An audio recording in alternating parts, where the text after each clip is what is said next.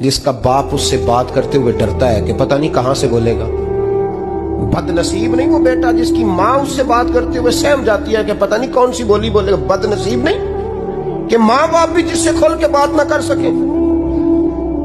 حضرت مالک بن دینار سے کہنے لگا اماں نے جب کہا نا شرم کر, تو مجھے غصہ آیا, میں نے ماں کو تھپڑ مارا اور میری ماں جلتے ہوئے تندور میں گری. لوگوں نے مجھے پکڑ کے اندر بند کر دیا کمرے میں. ساری رات میں شور سنتا رہا پر نشے میں دھوت رہا. سویرے آنکھ کھلی تو میری بیوی بیگ باندھ رہی تھی. میں نے کہا کہاں جا رہی ہو؟ کہنے لگی جو ماں کا نہیں بنا میرا کیسے بنے گا. میں نے کہا میری اماں کا, وہ تو لوگوں نے رات کو دفن کر دی جنازہ پڑھ کے. تڑپ کے کہنے لگا مجھے کیوں نہیں بتایا؟ تو کہتے ہیں لوگ کہنے لگے تیری مرتی ہوئی ماں کہہ گئی تھی اسے میرا منہ نہ دیکھنے دینا. میرے جنازے کے قریب نہ آئے. حضرت مالک بن دینار فرماتے ہیں جب اس نے یہ بات سنائی تو میں نے بھی اس کے منہ پہ تھپڑ مارا. میں نے کہا تو اسی قابل ہے. کہتے ہیں وہ رونے لگا, حضور دعا کرے اللہ مجھ سے راضی ہو جائے. کہنے لگا جب ماں کی انتقال کی خبر ملی تو میں نے کلاڑی لے کے وہ ہاتھ کاٹ دیا جس سے ماں کو مارا تھا. میں نے ساری جائیدادیں خیرات کر دی. 24 سال ہو گئے, 24 سال. ساری رات نماز پڑھتا ہوں, روزہ رکھتا ہوں, حج کرتا ہوں, پر ہر سال کوئی آ کے کہتا ہے جا دوڑ جا تیرا کوئی نہیں قبول ہوا. حضور دعا کرے مالک راضی ہو جائے.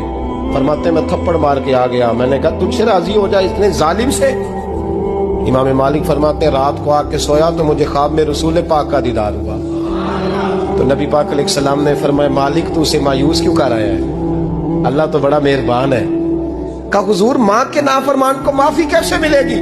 تو امام مالک فرمانے لگے نبی کریم نے فرمایا جا اسے جا کے بتا دے تجھے قیامت میں تیری ماں کی وجہ سے بخش دیا جائے گا.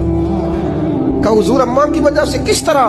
تو محبوب فرمانے لگے اس کی ماں قیامت میں اس کے خلاف مقدمہ دائر کرے گی رب کریم کی عدالت میں. اے اللہ میں نے 9 ماہ پیٹ میں رکھا, درد سہ کے اسے جنا, جگر کا خون پلا کے پالا اور اسی نے مجھے قتل کیا.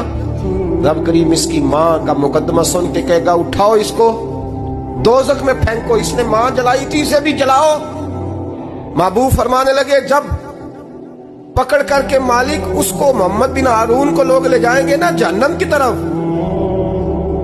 ابھی فرشتے گھسیٹیں گے ہی تو پلٹ کے پھر اماں کی طرف دیکھے گا, اور دوسری دفعہ پھر گھسیٹیں گے تو پلٹ کے دیکھے گا, اور تیسری دفعہ پھر پلٹ کے کہے گا اماں یہ مجھے جلانے لگے, اماں یہ جہنم میں پھینکنے لگے.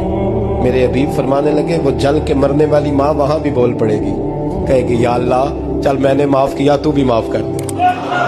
اے اللہ میں نے معاف کیا تو بھی معاف کر دے. اللہ تو معاف کر دے اسے.